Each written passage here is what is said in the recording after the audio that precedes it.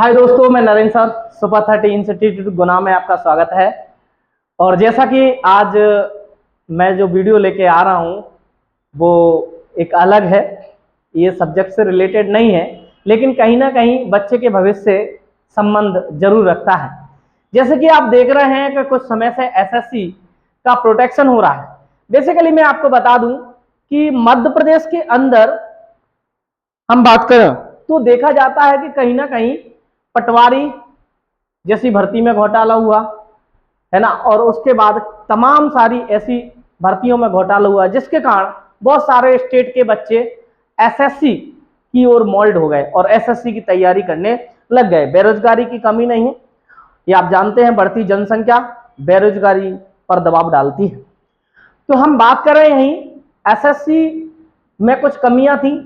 कमियां ये थी कि कहीं ना कहीं बच्चों के एग्जाम सेंटर अंडमान निकोबार, पाकिस्तान जैसे सेंटर बनाए गए थे, और यहां पर किसी बच्चे के कंप्यूटर का माउस खराब हो रहा है, किसी का कुछ हो रहा है, बच्चों को टाइम से नहीं छोड़ा गया। तो इसको लेकर थोड़ा सा मैं बोलना चाहूंगा, और मेरी रिक्वेस्ट है, मेरी निवेदन है हमारे एसएससी के चेयरमैन एस गोपाल कृष्णन जी से। ये हमारे एसएससी के एस गोपाल कृष्णन जी है जो चेयरमैन है। ये चेयरमैन जो है, इनसे मेरे विशेष अनुरोध है कि सर बच्चों के साथ में कम से कम ऐसा ना करें।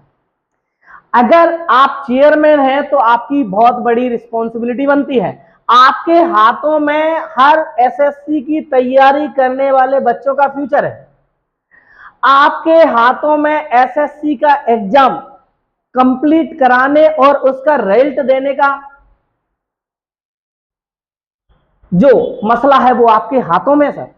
तो मेरी हाथ जोड़ के विनती है कि आप स्वच्छ और साफ तरीके से एग्जाम कराएं। और हर किसी के परिवार की स्थिति ये नहीं है कि सर हम बच्चा अंडमान निकोबार एग्जाम सेंटर देने जाए, बच्चा पाकिस्तान देने जाए। तो सर जो भी भूल हुई है उसको सुधारें, मेरी रिक्वेस्ट है।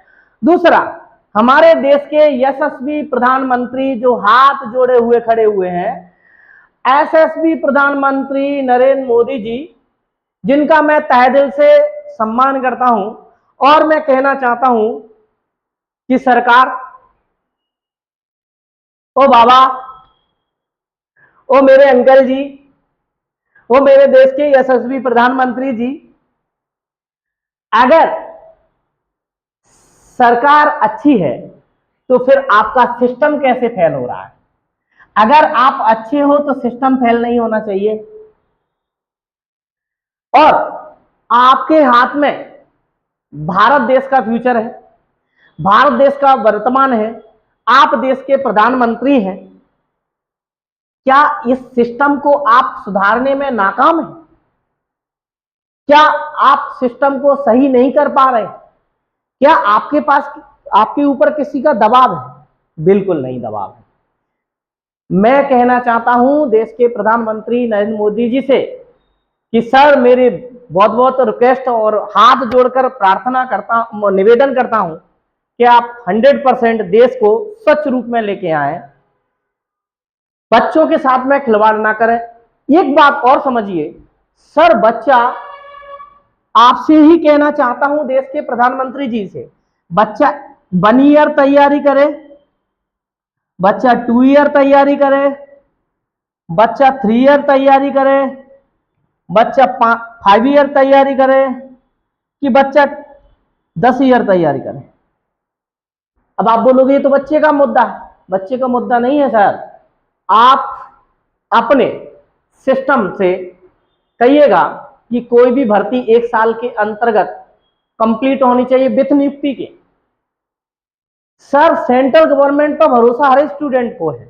हमारे एमपी में तो स्टेट गवर्नमेंट आप जानते ही हैं, पटवारी जैसे घोटाले, हजारों घोटाले हुए, बच्चा इसलिए मोल्ड हुआ।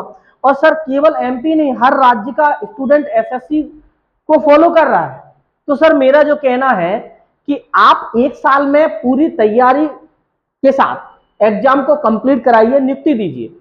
सर इतनी ना बेरोजगारी बढ़ेगी, ना सर इतने कुछ मामले आपके पास आएंगे, ना हम जैसे लोग आपसे गुहार लगा पाएंगे। आप समय पर ही सारे काम करें, मेरी आपसे प्रार्थना है। अब एक बात बताइए सर, हमारे देश के एसएससी के चेयरमैन एस गोपाल कृष्णन जी और हमारे देश के प्रधानमंत्री नरेंद्र मोदी जी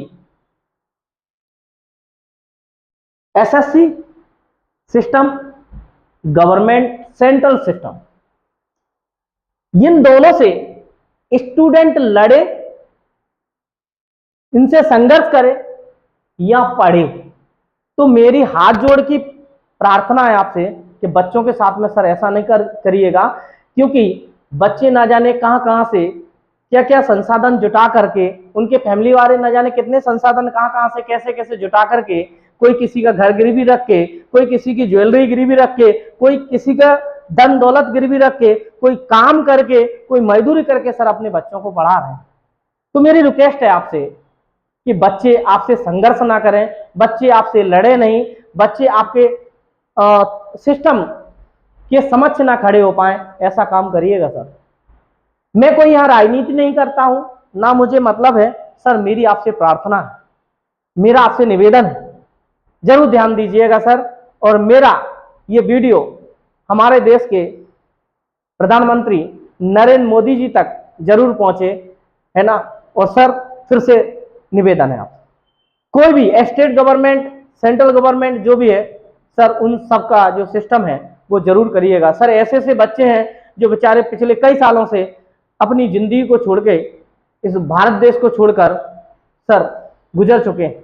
तो दर्द होता है सर इस बात का, थोड़ा सा ध्यान दीजिएगा। धन्यवाद सर।